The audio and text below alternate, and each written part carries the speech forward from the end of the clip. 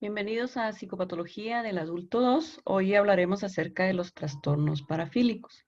Para poder comprender los mismos, es importante conocer qué son las parafilias.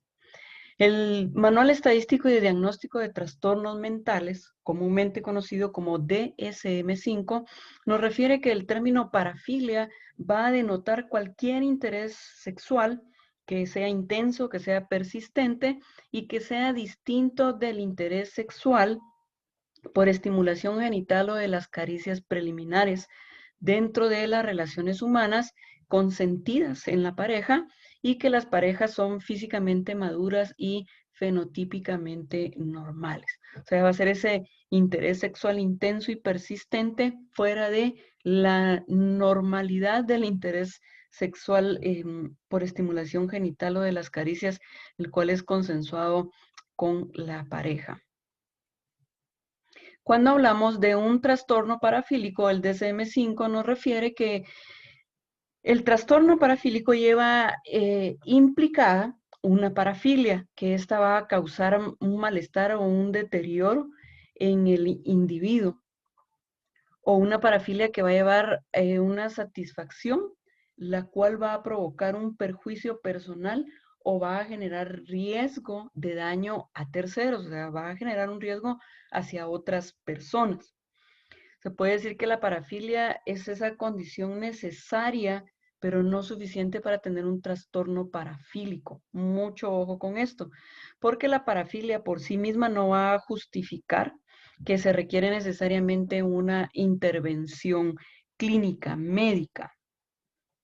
Muy importante prestar atención en este detalle porque para que podamos decir o clasificar a la persona en un trastorno parafílico, tiene que cumplir con los criterios A y B de los criterios diagnósticos de cada una de las clasificaciones de estos trastornos. Mientras tanto, se podría decir que la persona solo tiene una parafilia.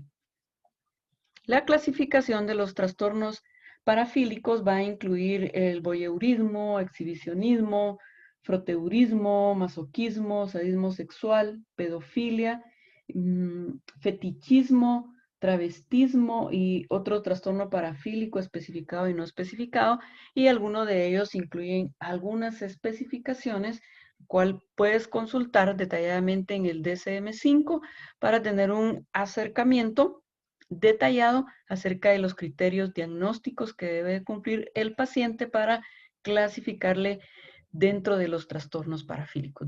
Recuerda que para que sea un trastorno, debe de cumplir con el criterio A y B conjugados y así entonces ya se le puede diagnosticar con algún trastorno parafílico. Veamos un breve acercamiento a cada uno de los trastornos. ¿En qué consiste el voyeurismo? En espiar las actividades privadas de terceras personas, pues esto en el acto sexual. El exhibicionismo consiste en enseñar los genitales. El froteurismo se refiere al tocamiento o a fricción contra una persona sin el consentimiento de la persona. Por eso es un trastorno porque ya está causando un daño a, a terceros.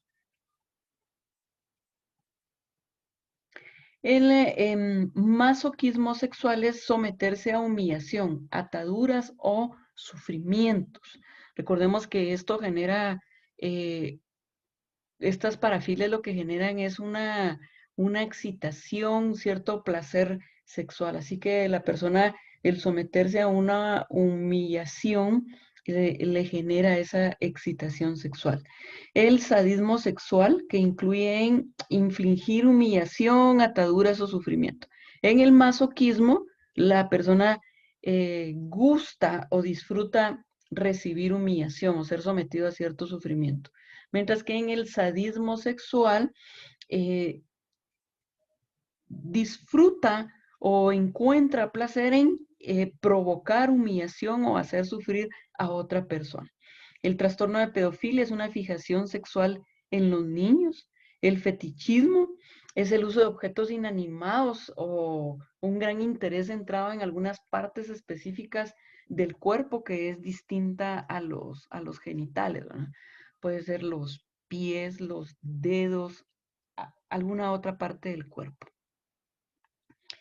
Y el travestismo consiste en, pues, trasvestirse para excitarse sexualmente. O sea, vestirse según el género y el sexo opuesto, sobre todo según el género, y esto provoca una excitación sexual.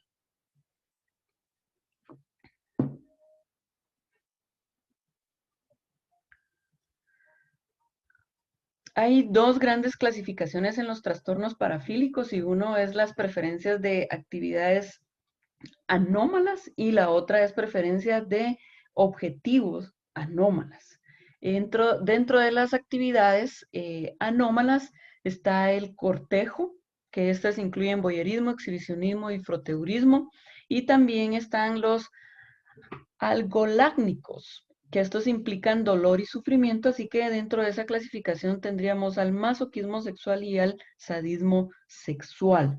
Y está también eh, el orientado a otras personas, que esto implica objetivos anómalos, que dentro de ellos entra el trastorno de pedofilia y está el orientado a otros campos, que incluye fetichismo y travestismo.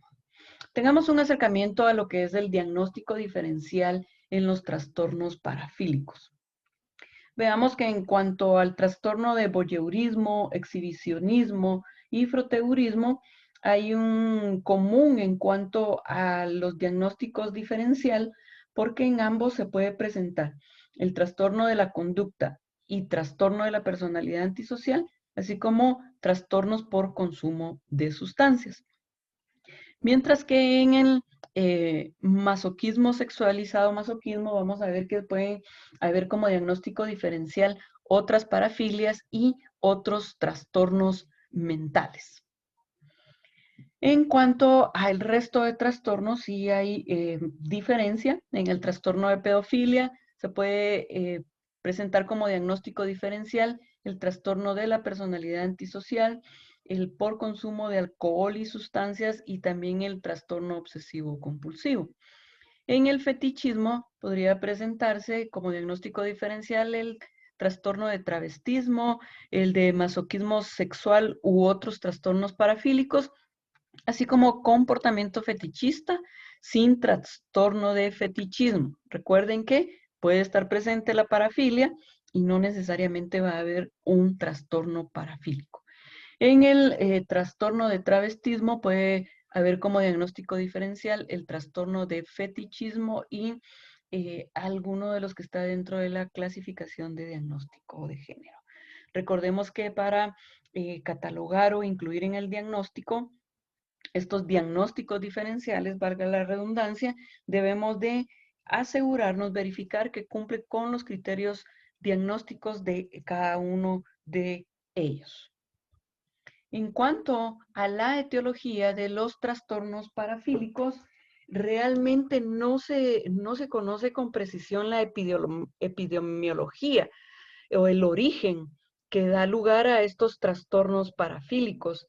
Y se dice que son más comunes en hombres que en mujeres, aunque también se le ha atribuido que cuando hay presencia de trastornos parafílicos, tienen mucho origen en lo que es el origen en cuanto a la violencia sexual, abuso, interferencia en las relaciones íntimas, pero también se dice que su origen lo pudo haber causado algún evento traumático en la persona, que puede ser a nivel psicológico, a nivel emocional, así que no está realmente oficializado cuál es la etiología, cuál es la epidemiología, pero sí se ha encontrado esos hallazgos de que hay ese común, hay precedentes de violencia, de abuso sexual o que sucedió algún evento traumático en la niñez o en la infancia, así como en la adolescencia. ¿Con qué queremos cerrar el día de hoy? A animarte a seguir aprendiendo, siempre sigue aprendiendo. ¿Por qué? Porque esto te va a llevar a un alto rendimiento.